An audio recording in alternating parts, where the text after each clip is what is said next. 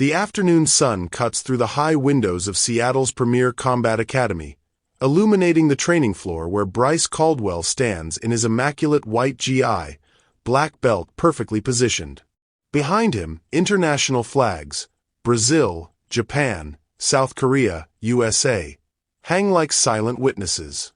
For students in various colored GIs form an uncomfortable semicircle, watching as their instructor's attention locks onto the man in the tan work uniform methodically wiping down the mats with a blue cleaning cloth. You ever wonder what separates us from everyone else? Bryce Caldwell's voice carried that practiced authority that came with years of teaching and controlling beginners. His hand swept across the training floor theatrically. It's not just the belt. It's understanding combat at a level most people never will. Malcolm Rivers didn't look up from the mat he was cleaning.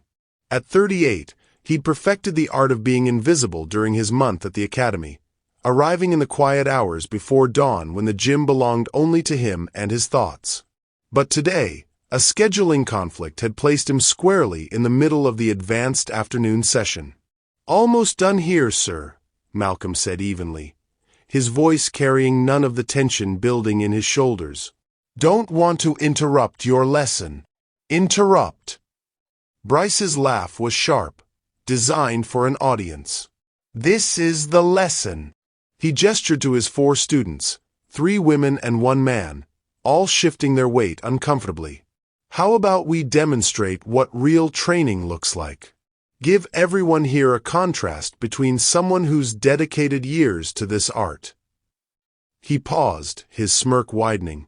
"And someone who's dedicated years to, well, mopping floors?" The students exchanged glances. Julian Torres, a lean 19-year-old with a blue belt, crossed his arms and frowned.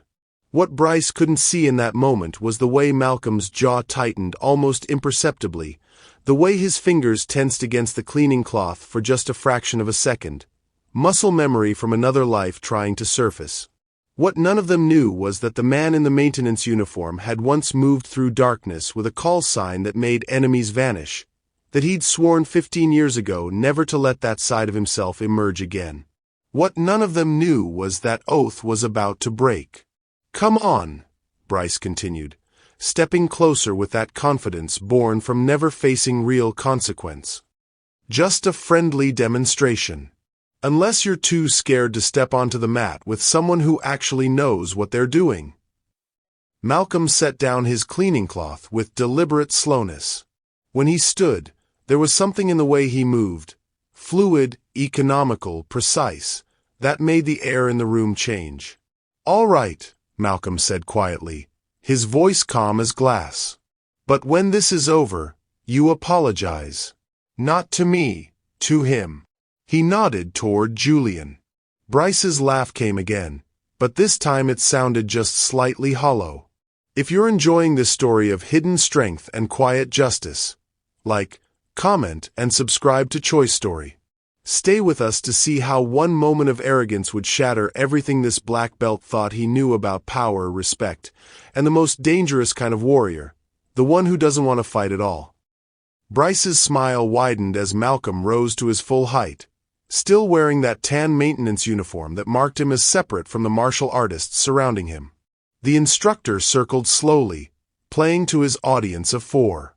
"See, this is what I mean about dedication," he announced, gesturing broadly. "This gentleman has probably never thrown a punch in his life, never felt the discipline that comes from years on the mat. Today, we're going to show the difference between someone who's trained and someone who's—" He paused for effect. "Untrained." Malcolm remained still, his breathing steady and controlled. 4-count inhale, 4-count exhale. The pattern he'd learned in another life, in places where breath control meant the difference between mission success and catastrophic failure. His hands hung loose at his sides, but there was something in the way his weight distributed across both feet, something that would have made any combat veteran take notice. "I really should finish cleaning," Malcolm tried again, his voice carrying no trace of anger or fear. Just that same level calmness, like the surface of deep water. "Oh, come on," Bryce pressed, stepping closer. His cologne was expensive, his GI pristine white except for the perfectly tied black belt. Everything about him screamed carefully maintained image. Just a teaching moment. You'll thank me for this lesson someday. My students here pay good money to understand what separates trained fighters from ordinary people. Consider this a free education. Kira Chen, a purple belt with sharp eyes and sharper instincts, shifted her weight uncomfortably. She'd been training at the academy for 3 years and had watched Bryce's teaching style evolve from confident to condescending. This felt wrong. The woman beside her, wearing a brown belt, looked equally uneasy. Julian Torres, the youngest at 19, couldn't shake the feeling that something was off. The way the janitor stood, it wasn't fearful or submissive. It was patient, like someone waiting for something inevitable. What do you say? Bryce's voice took on an edge. Or maybe you'd prefer I mention to management how you disrupted my class by working during training hours? The threat was veiled but clear. I'm sure they'd understand if I had to file a complaint about workplace interference. Either we do this demonstration willingly, or we do it another way. The air in the room shifted. Malcolm's eyes, which had been fixed on a neutral point in the middle distance, slowly rose to meet Bryce's. For just a moment, something flickered there, something that made Bryce's confident smirk falter. Malcolm's shoulders relaxed in a way that paradoxically made him seem more present, more there. The maintenance worker's slouch disappeared, replaced by a posture that was somehow both casual and coiled. When he spoke, his voice remained quiet, but it carried through the gym like a stone dropped into still water. All right, but when we're done, you apologize to him. Malcolm indicated Julian with a slight nod. Not me. Him. For turning what should be respect into a circus. Bryce laughed, but the sound didn't quite reach his eyes this time. Sure, whatever you want. Let's begin. What they didn't know, what nobody in that gym could possibly know, was that Malcolm Rivers hadn't always been Malcolm Rivers. 15 years ago, he'd been Malcolm Phantom Rivers, a name spoken with reverence in certain circles and fear in others. Army Special Forces, Green Beret, trained in every form of combat the military could teach and several they couldn't officially acknowledge. Brazilian Jiu-Jitsu champion 3 times over, dominating both GI and no-GI divisions with a technical precision that made seasoned fighters look like beginners. But that was before Kandahar Province. Before Operation Silent Guardian. The mission parameters had been clear. Extract a high-value target from a compound on the outskirts of a small village. Intelligence indicated the target was hosting a meeting with known insurgent leaders. Get in, secure the target, get out. Malcolm's team had run similar operations dozens of times. The intelligence was wrong. What they found wasn't a meeting of insurgents. It was a wedding. Civilians. Families. Children. By the time Malcolm's team realized the mistake, gunfire had already erupted. 3 civilians fell in the crossfire. 2 men trying to protect the crowd, and 1 child, 8 years old, who'd been running to his mother.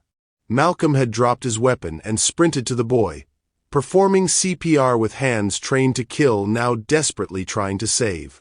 But no amount of training could restart a heart that had already gone silent.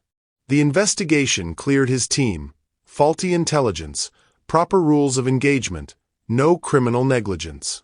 Legally, they'd done nothing wrong. But Malcolm knew the difference between legal and right. His championship career ended the day he returned stateside. He fought once more, won his 3rd national title, then walked away from the mat and never returned. Walked away from the military. Walked away from everyone who knew him as Phantom. He legally changed his surname to Rivers, trying, as he told himself in dark moments, to flow past the past. His 16-year-old daughter Aria knew nothing about her father's military service beyond the vaguest details. She thought he'd been a logistics specialist, someone who moved supplies. She'd never seen his medals, never heard about the championships, never learned about the call sign that had made him a ghost in enemy territory. He'd traded that call sign for a mop, his medals for anonymity, his purpose for penance.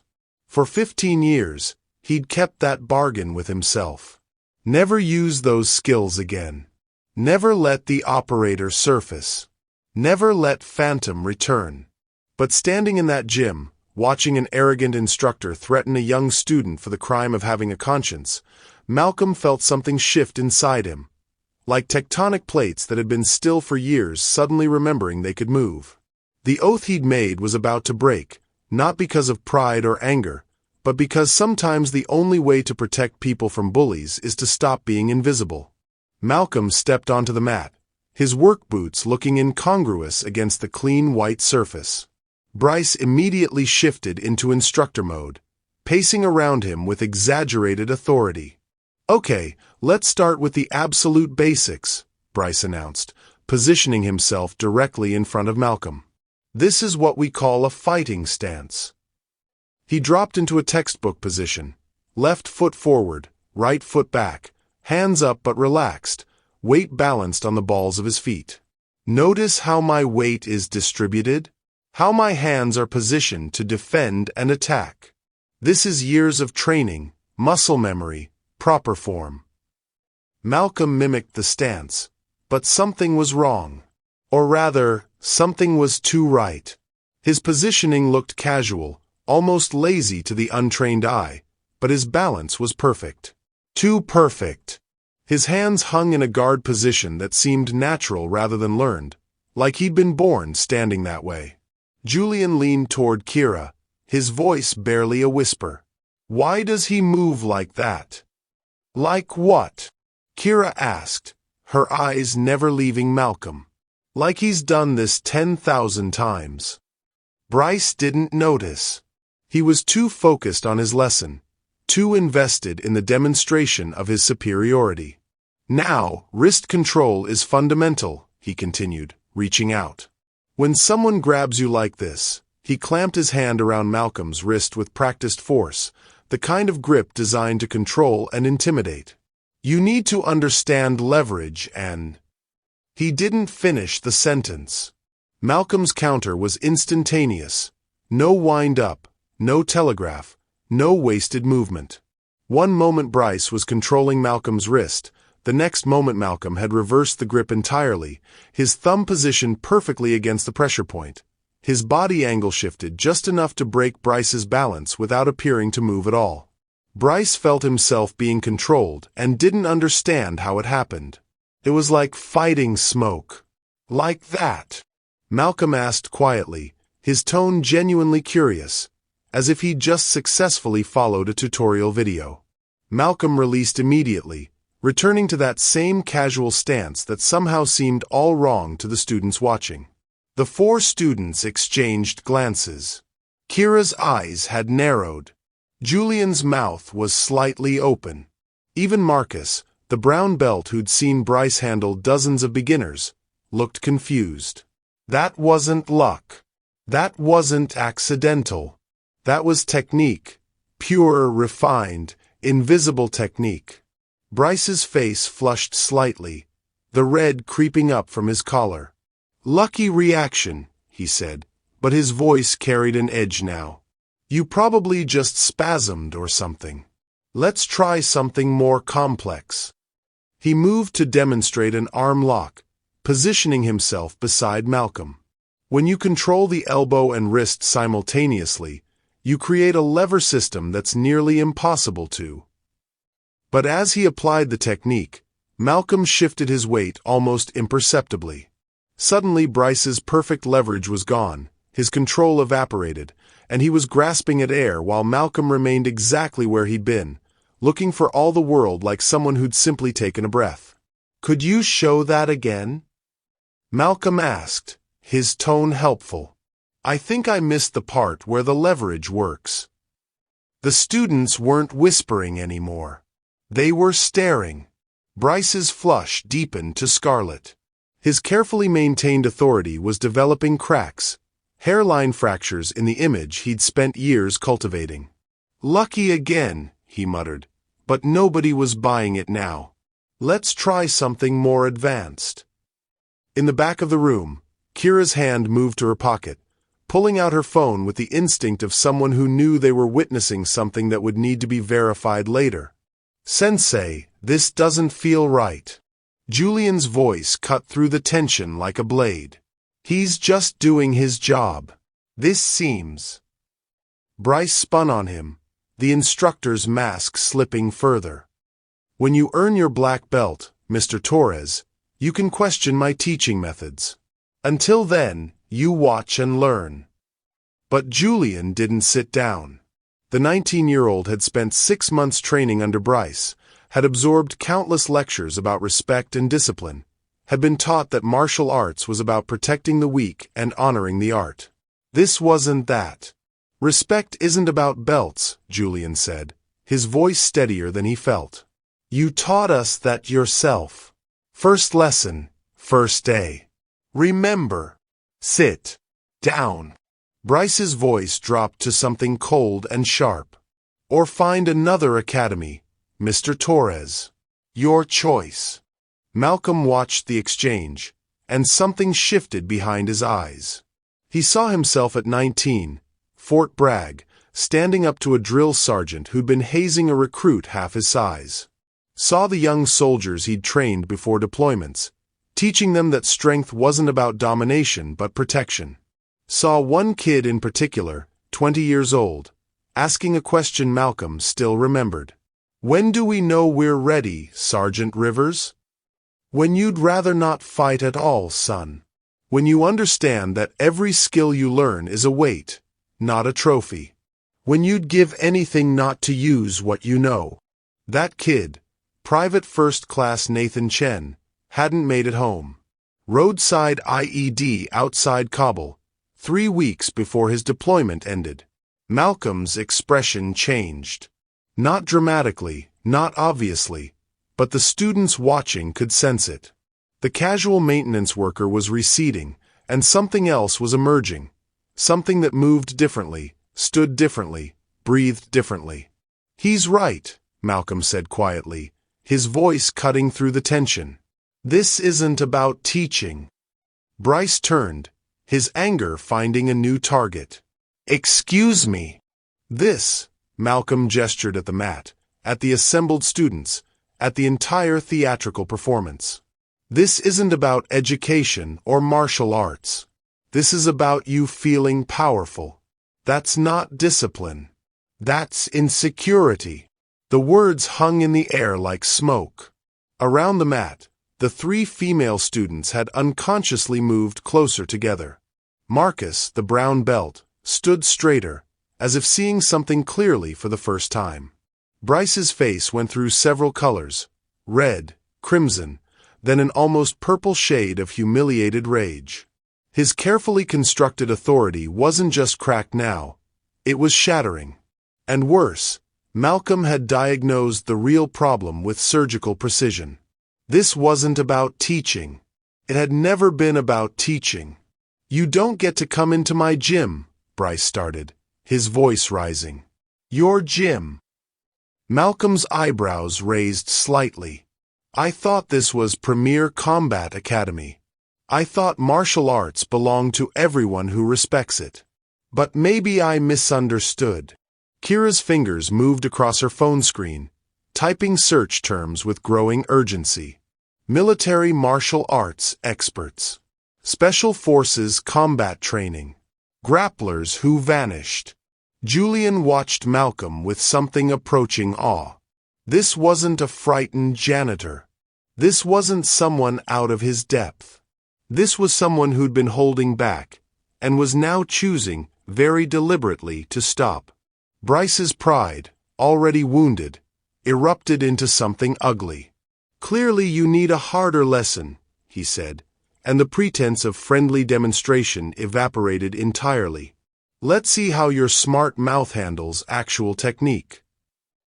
He moved fast, faster than he had been, reaching for Malcolm's arm with the clear intention of applying a standing arm lock with force.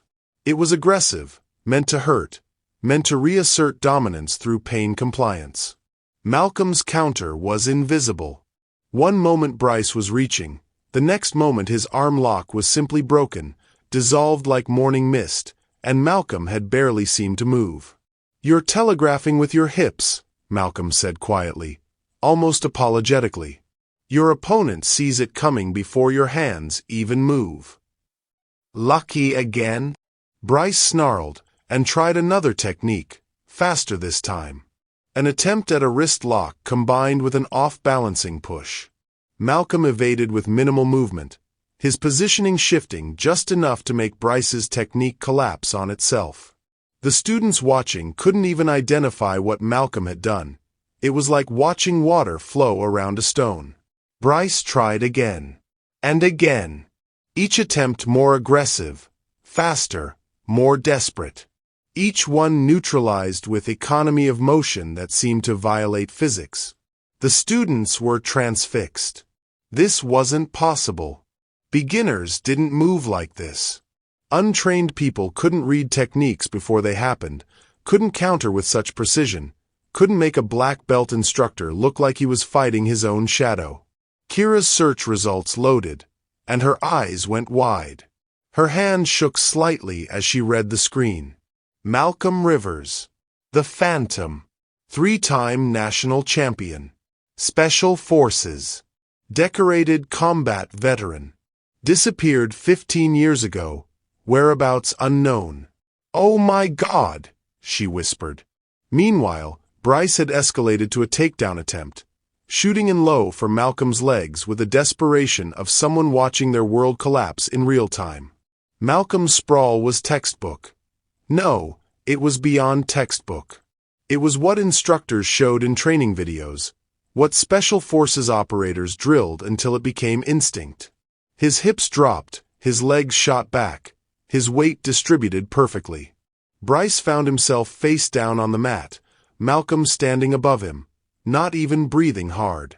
"That's enough," Malcolm said quietly. There was no triumph in his voice, no mockery, just statement of fact. But Bryce was beyond reason now, beyond calculation. He scrambled to his feet, his pristine GI smudged with matte friction, his black belt askew, his carefully maintained image in ruins. And he made the worst decision of his instructing career. "That's enough." Bryce's laugh was brittle, sharp. "We're just getting started." "Okay, no more games," Bryce announced, his voice carrying an edge of something desperate and dangerous. "Full sparring. Now." Malcolm's expression shifted to something like regret. "That's not necessary." But Bryce was already moving, rushing forward with wild aggression born from humiliation and rage. No technique now, no careful demonstration, just the furious charge of someone who'd built an identity on dominance and was watching it crumble. And something in Malcolm's eyes changed. The maintenance worker disappeared entirely. What remained was the operator, the champion, the man they'd called Phantom because enemies never saw him until it was already over. His movement became surgical. Bryce threw a wild right hook. Malcolm's parry was minimal, just enough deflection to turn the punch past his head. Then his hand was on Bryce's wrist, controlling it with pressure point precision that made the instructor's arm go momentarily weak. Bryce tried to pull back. Malcolm followed, staying in the pocket, his footwork fluid and relentless. He wasn't attacking, he was controlling, managing the engagement like a chess master who'd already seen 30 moves ahead. Bryce attempted a desperate sweep. Malcolm sprawled again, but this time he didn't disengage.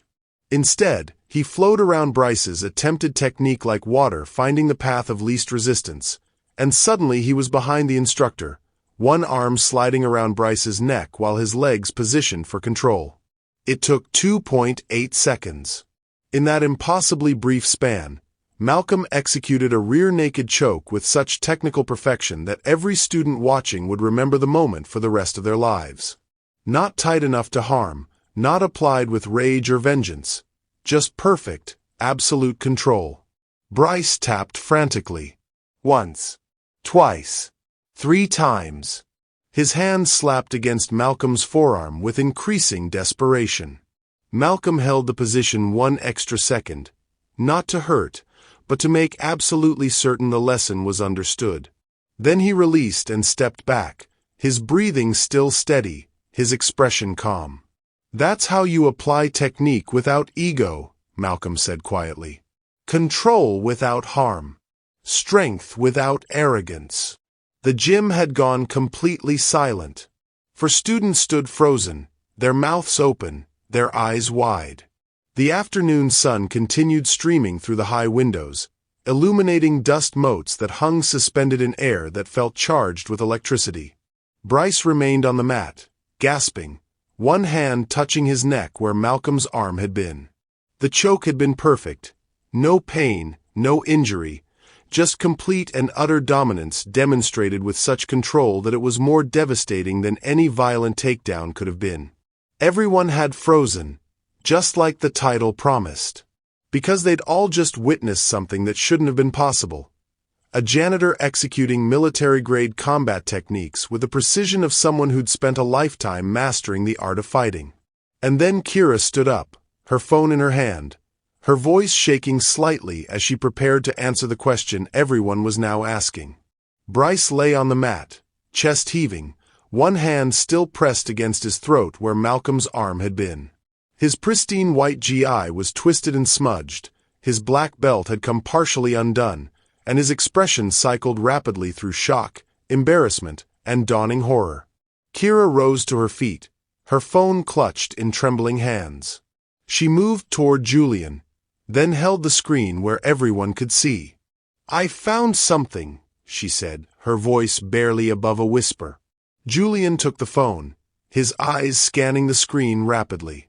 Then he began reading aloud, his voice shaking slightly with each word. "Malcolm Phantom Rivers." He paused, looking up at Malcolm, then back at the screen. 3-time national Brazilian Jiu-Jitsu champion, GI and no GI divisions, competing between 2007 and 2009. The other students moved closer, crowding around to see. Former U.S. Army Special Forces, Green Beret, Julian continued. Multiple classified decorations, including 2 Bronze Stars and a Silver Star. Trained in MCMAP, Krav Maga, and advanced tactical hand-to-hand combat. The words hung in the air like grenades waiting to detonate. Regarded as one of the most technically proficient grapplers in military history. Julian's voice trailed off as he reached the final line. Disappeared from competitive circuit 15 years ago, whereabouts unknown. Bryce, still on the floor, heard every single word. His face went from flushed crimson to bone white in the span of seconds. You were Special Forces?" The question came out as barely more than a whisper. Malcolm stood near the edge of the mat, his expression unreadable. "Was," he said quietly, emphasis on the past tense. "Past tense. Now I'm just a janitor who wanted to finish his shift and go home to his daughter." Marcus, the brown belt who'd watched the entire demonstration with increasing disbelief, found his voice. "But you could have destroyed him." It wasn't an accusation, it was simple statement of obvious fact. You could have ended that in the first 5 seconds. "That's exactly why I didn't." Malcolm's voice remained level, calm. Having power means nothing if you don't know when not to use it. Any idiot can throw a punch. It takes discipline to pull one. It takes mastery to never throw it at all. Kira was still reading the articles on her phone, scrolling through competition results and military records. "You won nationals 3 years in a row," she said, almost to herself. "Submitted every opponent. Then you just vanished." "I had my reasons." Malcolm's jaw tightened slightly, the first sign of emotion beyond that preternatural calm. "Good reasons. Reasons that don't concern anyone here." Julian looked from Malcolm to Bryce, who was finally pushing himself to a sitting position. The instructor's black belt hung loosely now, partially undone, somehow symbolic of everything that had just happened. His authority, like his belt, had come unraveled. "Why didn't you say something?" Bryce asked, and there was something pitiful in the question. "Why didn't you just tell me?" "Tell you what?" Malcolm interrupted, and for the first time, there was an edge to his voice. "That I had credentials? That I had a black belt somewhere in a box I haven't opened in 15 years? Would that have changed anything, or would you have just picked someone else who couldn't defend themselves?" The question landed like a physical blow. Bryce flinched. Around the mat, the students were beginning to process what they'd witnessed. This hadn't been luck or accident or coincidence. This had been a master-level martial artist, someone with real combat experience, someone who'd literally been trained by the United States military to be a weapon, and he'd chosen restraint over destruction. The scariest thing about Malcolm Rivers wasn't what he'd done. It was what he obviously, deliberately chose not to do. Bryce struggled to his feet, using the wall for support. His legs were shaking, whether from the physiological aftermath of the choke or from pure emotional shock was unclear.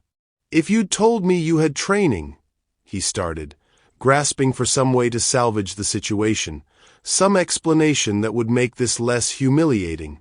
Malcolm interrupted gently, but his words cut deeper than any submission hold.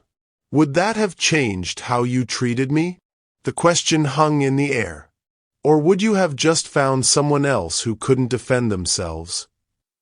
Malcolm continued, his voice quiet but relentless.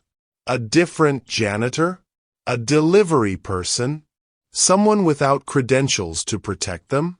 Someone without a black belt in a box somewhere to prove they deserve basic human respect?" Bryce opened his mouth, then closed it. He had no answer, because they both knew the truth. "The problem isn't that you didn't know who I was," Malcolm said. "The problem is that it shouldn't matter.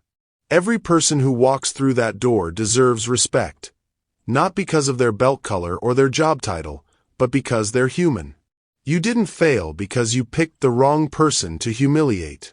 You failed because you thought humiliation was teaching." Julian stepped forward, his blue belt suddenly seeming less important than his voice. "Sensei Bryce, I've been uncomfortable with your methods for months." The words came out in a rush, like confession. "The way you talk to beginners, the way you make people feel small to make yourself feel big. I thought it was just me being oversensitive, but this—" He gestured at the mat, at Malcolm, at everything that had just happened. "This proves it wasn't just me." Kira nodded, finding her courage in Julian's honesty. "Same. This wasn't teaching, it was showing off. Using someone as a prop for your ego." Marcus, older than the other students by a decade, crossed his arms. "I've trained at 4 different academies over the years. The best instructors I've had were always the ones who made you feel capable, not inadequate. The ones who built you up instead of tearing you down."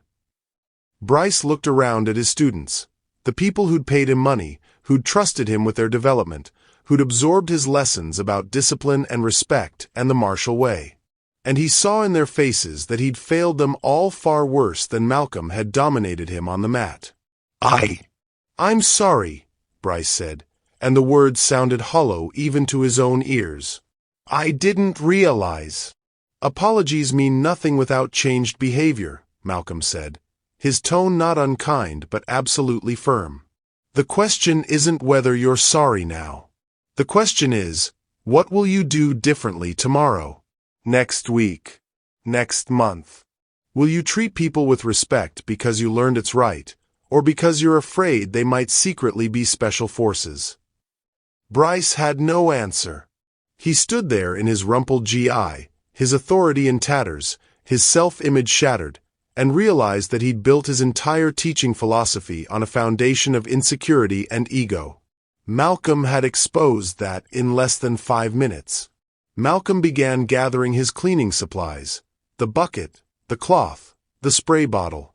His movements were methodical, unhurried, the movements of someone returning to their actual job.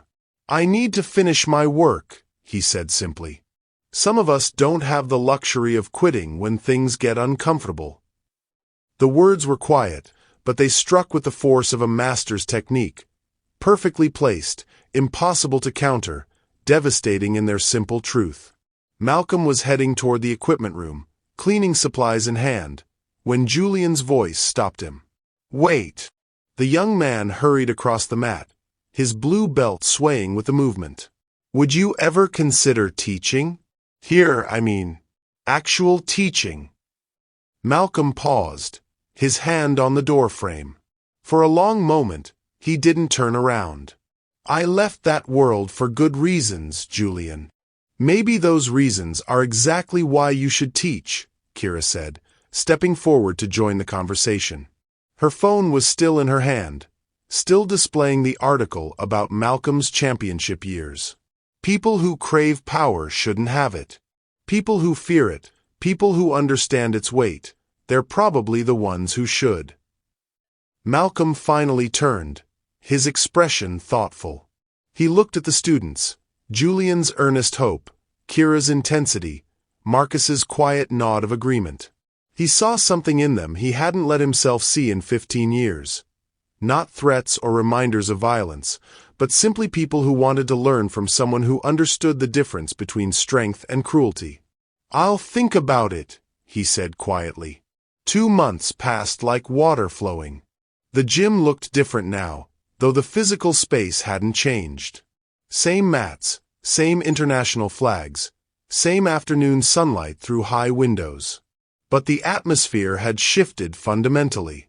Malcolm stood at the center of the training floor, no longer in his tan maintenance uniform, but in a simple black GI with no belt. Fundamentals and Defensive Philosophy. Read the class description on the schedule board. The class was packed. 15 students where Bryce's advanced classes had rarely drawn more than 6.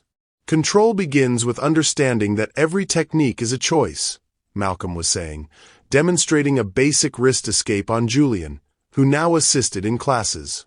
You can break someone's wrist, or you can escape and create space. The technique is the same. The intent is what matters. In the observation area, a 16-year-old girl with Malcolm's eyes and her mother's smile watched through the glass. Aria Rivers had spent weeks processing what her father had finally told her, about his past, about the man called Phantom, about the choices that had led him from championship mats to maintenance closets. After the incident, Julian had filed a report with the academy owner. Security footage told the story Malcolm's words had already revealed. Bryce was given a choice: accept demotion to assistant instructor and undergo additional training in teaching ethics, or find another academy. He'd chosen to leave, unable to face the truth about himself that Malcolm had exposed. The incident had gone viral. Janitor humiliates black belt instructor, spread across social media, generating millions of views and countless think pieces about ego in martial arts. But the people who stayed, the people who filled Malcolm's classes, weren't there because of the viral video. They stayed because Malcolm taught something different. He taught de-escalation over domination, ethical use of force, protection of the vulnerable, the weight of skill and the responsibility that came with it. His classes focused on when not to fight, how to walk away, why control was harder than chaos. "Dad!" Aria appeared in the doorway after class ended, students filing out with bows and thanks. "Can I ask you something?" "Always," Malcolm said, toweling off. "Why didn't you ever tell me? About Phantom, about the championships, about everything." Malcolm was quiet for a moment, choosing his words carefully. "Because I wanted you to know me for who I am now, not who I was. I was afraid the past would overshadow the present, that you'd see the operator instead of the father. And now I realize both are me. The operator and the janitor, the champion and the maintenance worker, Phantom and Malcolm. They're all the same person. And both sides can teach something valuable. The past doesn't have to be a cage. It can be a foundation. Arya hugged him, hard and long. I'm proud of you. Both of you. Later, after the gym had emptied and the evening quiet had settled, Malcolm stood alone on the mat. Julian found him there, lost in thought. What are you thinking about? The younger man asked. Malcolm smiled slightly. I'm thinking about how the strongest fighters are the ones who choose not to fight. How the most dangerous people are often the quietest. How sometimes the greatest victory is walking away, until someone can't. And then you stand. Not with rage, but with resolve. Not to dominate, but to defend. That's what separates warriors from bullies. Intent. Julian nodded slowly, understanding. Is that what you teach? That's what I try to live, Malcolm corrected.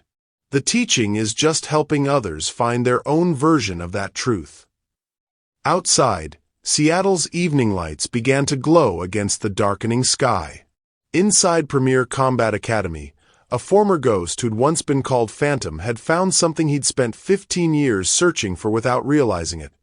Not redemption through penance, but transformation through purpose. True mastery, he'd learned, wasn't about winning. It was about choosing not to harm.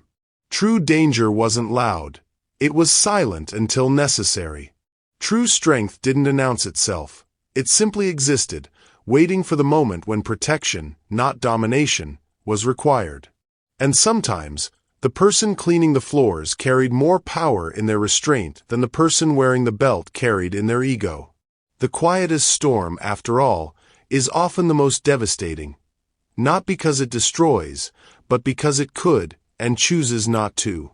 If this story reminded you that true strength lies in restraint, and that the quietest people often carry the loudest thunder, let us know in the comments. What lesson from Malcolm's journey resonated most with you? Subscribe to Choice Story for more tales of hidden strength and unexpected heroes. Share these stories with others who need to hear them.